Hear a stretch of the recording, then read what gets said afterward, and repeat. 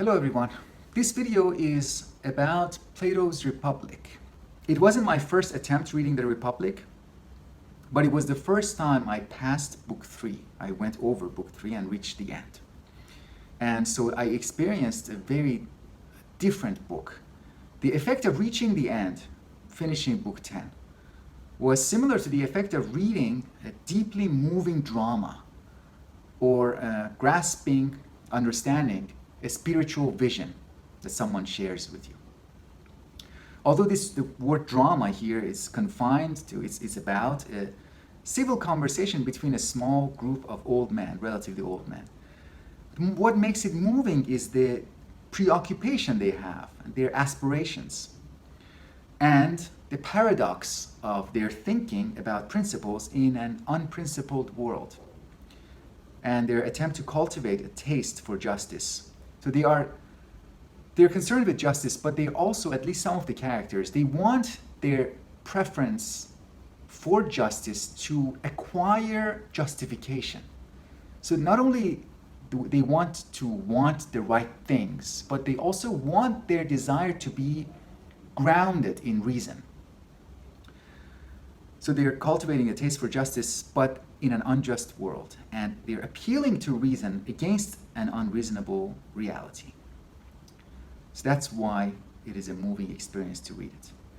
The Republic is, in case you don't know it, the Republic is an old text, of course, older than the New Testament. We may therefore think of it as a text that is behind us. We could dismiss it based on its age. The truth, however, is that the Republic is ahead of us. It remains ahead of us. It is designed to be ahead of us, in front of us, and before our eyes. It is designed to be an object of aspiration, admiration, and contemplation. And maybe I should replace the word object with the different words like companion or teacher.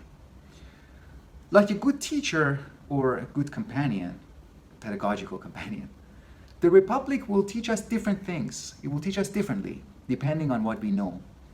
Like a true teacher, it educates our sensibility and prepares us for, among other things, it prepares us for the next time we meet. So a teacher doesn't say goodbye forever. A teacher says, this is the lesson, and next time I will teach you something else. So similarly, the Republic will prepare us, among other things, for the next time, for the next reading, if we wish to return. Each encounter with a good teacher rests on the previous encounters, and it enriches the next encounters. The harmony between various seemingly unrelated parts of the text is worth noting. So the Republic consists of different parts. Some parts seem like an accident, like Cephalus in the beginning is having small talk with Socrates. That seems like an incident, seems like you could remove it, but there's harmony between these different parts, even when they seem unrelated. So in book 1, when Socrates and Cephalus talk about fortune, for example, wealth, they talk about inheriting and acquiring fortune. They say, Socrates says, people who inherit their wealth never think much of it. They're indifferent to wealth because they just got it. And people who acquire it through hard work become single-mindedly obsessed with it. Isn't this harmonious with Socrates' attentiveness to justice? So if you don't have anything and you have to work hard for something, then you become more mindful of it, to the point of obsession. It is against the background of injustice and the desire for justice that an obsession with goodness and virtue emerges. Another instance of harmony is between the structure of the dialogue and the ethical, political positions developed in the dialogue. Consider, for example, how the contributions to the dialogue, in the dialogue, are distributed among the characters who participate in it. Socrates is the one who makes most of the contributions, which is consistent with the non-democratic position developed in the text, in the dialogue. The person who is the best, who is the most excellent, takes the biggest share of the dialogue, not because he wants it, but because he deserves it, according to Plato. Because that would make the dialogue most excellent and most beneficial for all the other participants. The characters can be compared not only Oh, this is another point. I'm moving to the next paragraph. The characters can be compared with each other, not only with regard to their arguments, their positions in the dialogue, their philosophical positions, but also with regard to their affective engagement, how they feel with regards to the arguments and positions. For example, imagine how Thrasymachus, imagine how he would enjoy persuading someone whom so what would he persuade us about? That might is right, so that's his position. Or justice is whatever those in power determine. That's the position put forth by Thrasymachus. And compare Thrasymachus' enjoyment if he convinces someone. Compare that with how Socrates would enjoy persuading someone.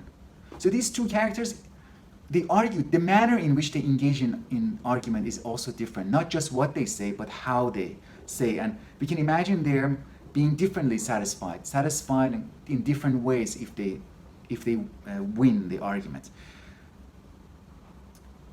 So the sense of the word enjoyment would be different, would vary so much between these two characters. In the case of one, Thrasymachus, it is more associated with the pleasure of winning a competitive game, while in the case of the other, Socrates, it is more associated with the joy of collaboration or co-discovery.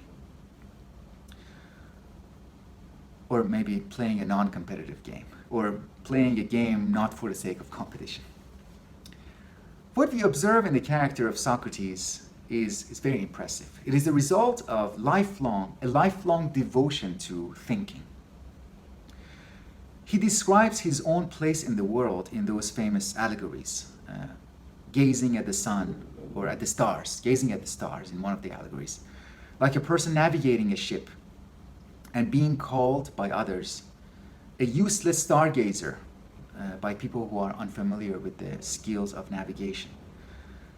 He is thinking about light. So in the other category, in the other allegory of the cave, he's the one thinking about light or wisdom, good life, but also a source of light, where light is coming from. What would enable someone to have a good life, to lead a wise life?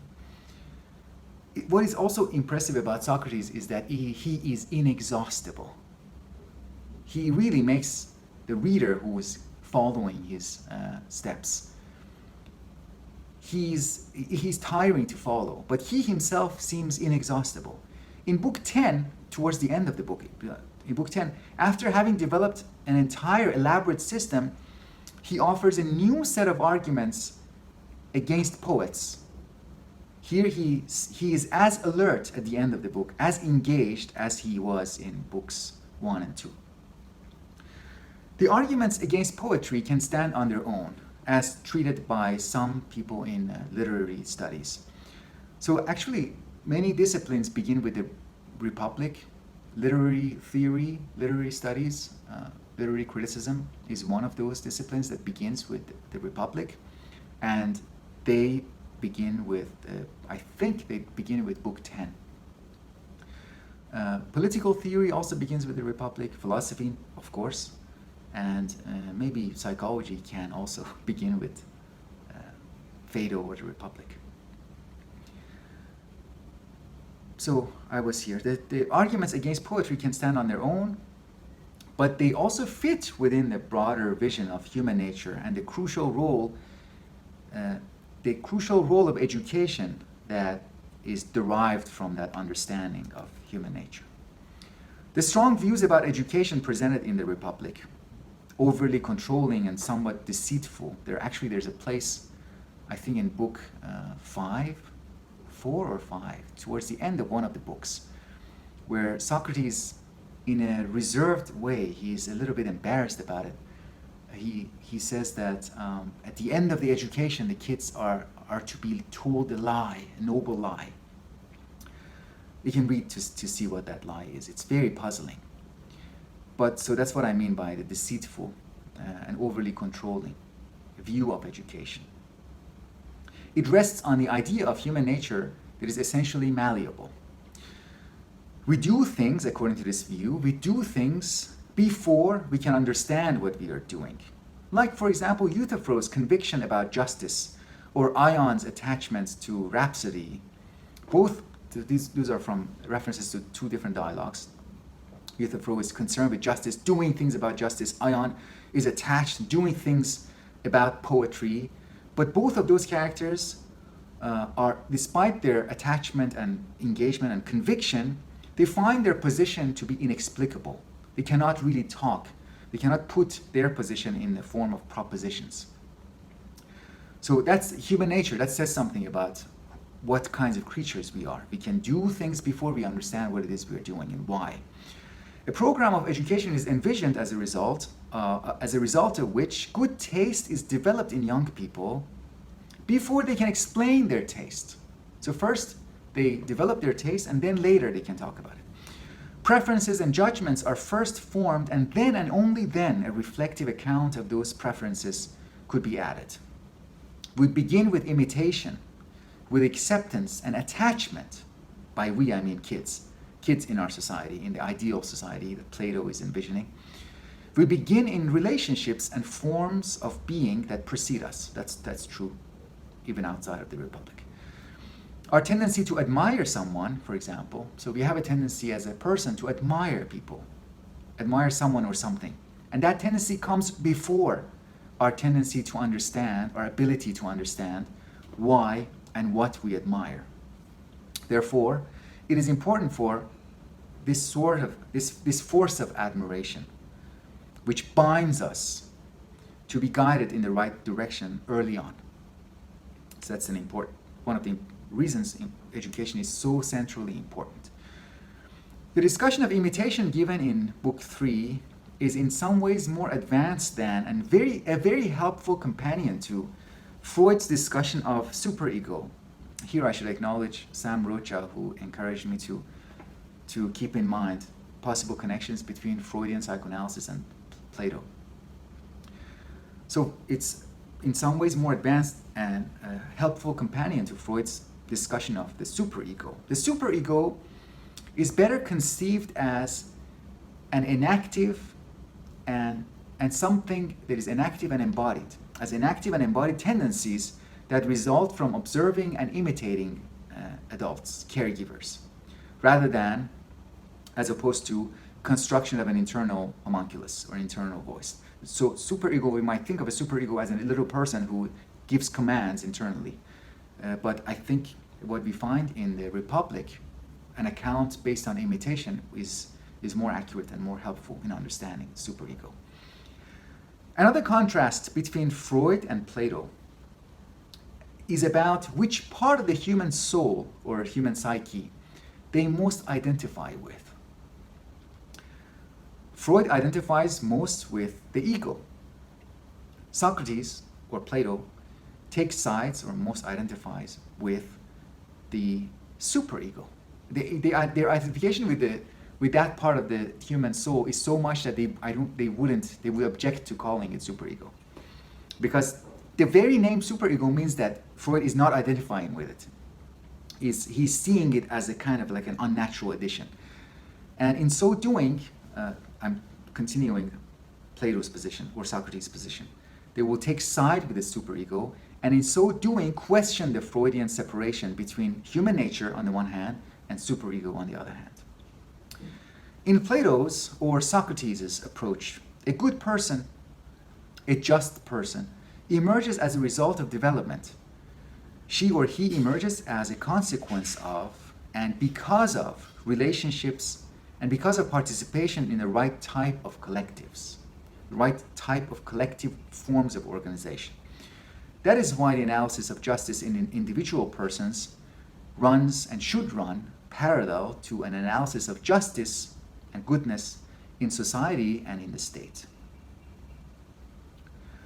The opposite of a just person, a good person, a virtuous person, the opposite of a just person is a tyrant. And the opposite of a just state is a tyrannical state.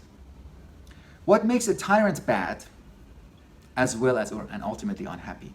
What makes a tyrant bad, as well as what makes him I wrote this part too, unhappy, is that the worst part of his human nature have taken control over the rest. Kind of like an addict. In an addict also, the worst part, or the parts that don't deserve to be in charge, parts that are not supposed to be in control, have taken control of the entire being, entire human person. Incidentally, those worst parts are the parts that are most concerned with gaining control. What is worst happens to be what is also most power hungry. Similarly, in a tyranny, the worst part of the society have occupied the position of the ruling class. Again, these are the most power hungry individuals who have taken power. If you let everyone be equal in a society, if you let everyone be equally powerful, things will not work out in the long run, because the worst part, the most tyrannical, will rise to power. They are the ones who want it the most. They are the ones who want power the most. They are the ones who want to be in charge the most. So because the desire towards power is not the same in a society or among the desires within an individual.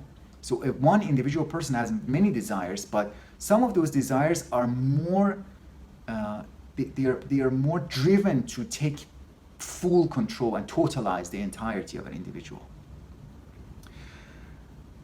This is the foundation of Plato's argument for the necessity of a system for the republic against democracy, that not only begins in the right way, but also has a chance of surviving.